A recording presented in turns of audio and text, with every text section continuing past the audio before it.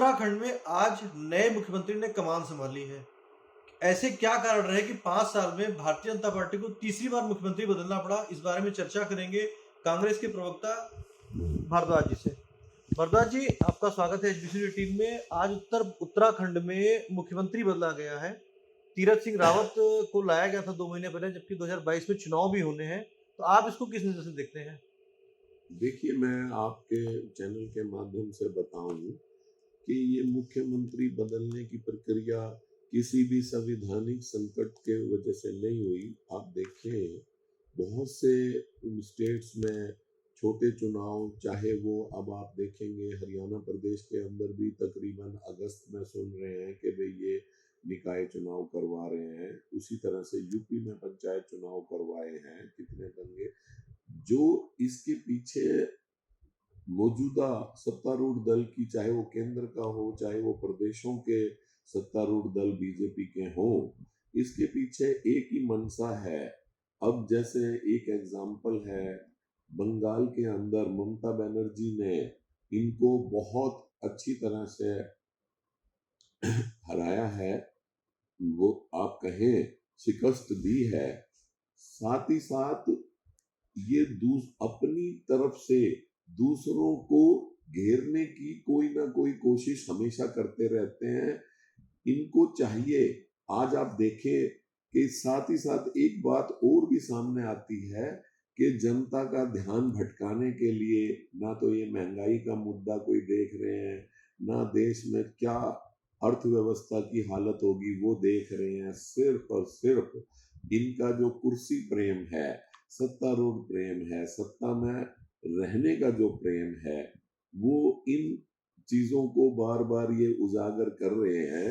इसके अलावा कोई भी मुख्यमंत्री 3-3 महीने का बदलने का, नए नए प्रेसिडेंट ये सेट कर रहे हैं सत्ता प्रेम की वजह से। आपने बात की ममता बनर्जी की, पश्चिम बंगाल की। उत्तराखंड से पश्चिम बंगाल आप लेके गए, तो पश्चिम बंगाल की मुख्यमंत्री ममता बनर्जी का भी मतलब 5 नवंबर 2 नवंबर का कार्यकाल खत्म हो रहा है मुख्यमंत्री के नाते, क्योंकि वो एक सीट से चुनाव लड़ी थी, हार गई थी। उन्होंने कोर्ट में चैलेंज कर रखा है, अपने अपने चुनाव आयोग को चैलेंज कर रखा है। मगर चुनाव आयोग ने मना कर दिया कि हम चुनाव नहीं करा सकते कोरोना के कारण। तो संवैधानिक संकट वहां भी आएगा, तो ममता बनर्जी क्या इस्तीफा देंगी वहां पे? क्योंकि आप वहां पे कांग्रेस वहां पे भी चुनाव लड़ी थी। देखिए, ये हमारे कांग्रेस से संबंधित आपका पर्सन नहीं है, लेकिन फिर भी एक बात आम आदमी की तरह से मेरी व्यक्तिगत राय है कि इनको चाहे कुछ भी करना पड़े, ये पूरे देश की सारी चीजों को मद्देनजर रखते हुए देश के जो शीर्ष नेता हैं उनको कैसे परेशान किया जा सकता है, इनका एकमात्र उद्देश्य हमेशा इनके वर्कर से लेकर इनके शीर्ष नेताओं तक एकमात्र उद्देश्य रहता है कि किस तरह से सत्ता में बने रहें। ये लोग कुछ भी कर सकते हैं, बाकी आगे आगे हम और आप देख ही रहे हैं और देखेंगे भी कि ये क्या करते हैं। जनता को फैसला करने दीजिए। जनता के सामने 2022 में 5 राज्यों के चुनाव आने वाले हैं। उत्तर प्रदेश भी है, पंजाब भी है, हिमाचल भी है, उत्तराखंड, गुजरात। पंजाब में कांग्रेस में फूट दिखाई पड़ती है। सिद्धू और कैप्टन अमरिंदर में आपस में कलह लगातार जारी है। तो कैसे रहेगा मतलब पंजाब में कैसे आप करेंगे पंजाब में चुनाव? नहीं, कांग्रेस एक विचारधारा का नाम है। समय समय पर आप कहें, अलग अलग प्रदेशों में अलग अलग नेताओं में कुछ आपसी विचार का मतभेद हो सकता है, लेकिन जब भी चुनाव आएंगे कांग्रेस संगठित होकर लड़ेगी। और इस बार आप देखें कि 36 बरादरी और हर वर्ग मौजूदा हालात में केंद्र के सत्ता में रहने के बाद किस तरह से महंगाइयों से जूझ रहा है, महंगाई से जूझ रहा है, किस तरह से हर तरह का उत्पीड़न, चाहे वो नारी उत्पीड़न हो, चाहे वो किसान उत्पीड़न हो, चाहे और बेरोजगारी की समस्या हो। तो आप देखेंगे, मुझे नहीं लगता कि किसी भी स्टेट में जो केंद्र का सत्तारूढ़ दल है अपनी सरकार बना पाएगा। और जहां तक पंजाब का आप बार बार सवाल कह रहे हैं, मेरे अपने व्यक्तिगत विचार से फिर दोबारा कैप्टन अमरिंदर सिंह जी सत्ता में आएंगे और लोगों की भावना भी यही है, पहले से ज्यादा मेजोरिटी हम वहां लेंगे। पंजाब को छोड़ के हरियाणा में आ जाते हैं। हरियाणा में भी अगर बात करते हैं, जिला लेवल पे अध्यक्ष नहीं है, पिछले कई सालों से अध्यक्ष नहीं है, और पिछले कई दिनों से चर्चा चल रही है कि आपस में हुड्डा गुट, एक सैलजा गुट अलग अलग रास्तों पे चल रहे हैं। सैलजा जी की अपनी चलती है, हुड्डा जी की अपनी चलती है। तो कब तक जिलाध्यक्ष नियुक्त हो जाएंगे? अभी कुछ दिन पहले, 2 महीने पहले, एक पर्यवेक्षक भी आए थे, पंचकुला में आए थे पर्यवेक्षक, जो सबसे लोगों के विचारों को लेके गए थे, मगर वो नियुक्त अभी तक नहीं हुए। जमीन पे काम नहीं होता हरियाणा में भी। देखिए, ऐसा नहीं है, ये बात बिल्कुल निराधार है। और एक सत्तारूढ़ दल की तरफ से, प्रदेश के सत्तारूढ़ दल की तरफ से धार्मिक प्रचार फैलाया जा रहा है कि वो शैलजा जी को हटाने के लिए मिले, ये मिले।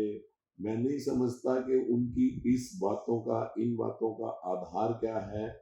जहां तक हमारी कुमारी शैलजा जी की बात है, वो बहुत करिश्माई ढंग से काम कर रही हैं। और आप आज के दिन अगर मैं ये कहूं, तो आज सबसे सीनियर राजनीति में जितने शीर्ष नेता हरियाणा में इस वक्त हैं, तो कुमारी शैलजा जी सबसे सीनियर और अनुभवी नेता हैं।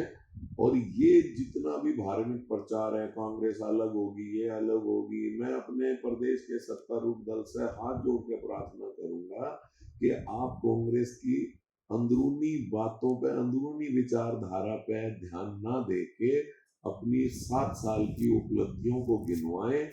और 7 साल में आपने किस तरह से जनता के ऊपर बेरोजगारी थोप दी, नारी उत्पीड़न हो गया, और किस तरह से किसान अपने सड़कों पर अपने प्राणों की आहुति दे रहे हैं, इन चीजों पर ध्यान दें तो ज्यादा बेहतर होगा।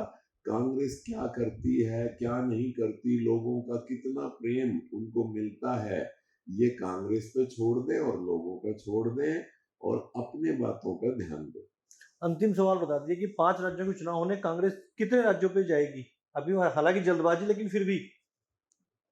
हमारी कोशिश, जो हमारे देश का शीर्ष नेतृत्व है और जो प्रदेश का शीर्ष नेतृत्व है, हमेशा, चाहे वो कौन सी पार्टी हो, चाहे हमारी कांग्रेस पार्टी हो, सभी की कोशिश रहती है कि सभी जगह हम लोग लोगों की विचारधारा से जुड़ के, अपनी विचारधारा से लोगों को आश्वस्त करवा के सत्ता में आए और लोगों की सेवा करें।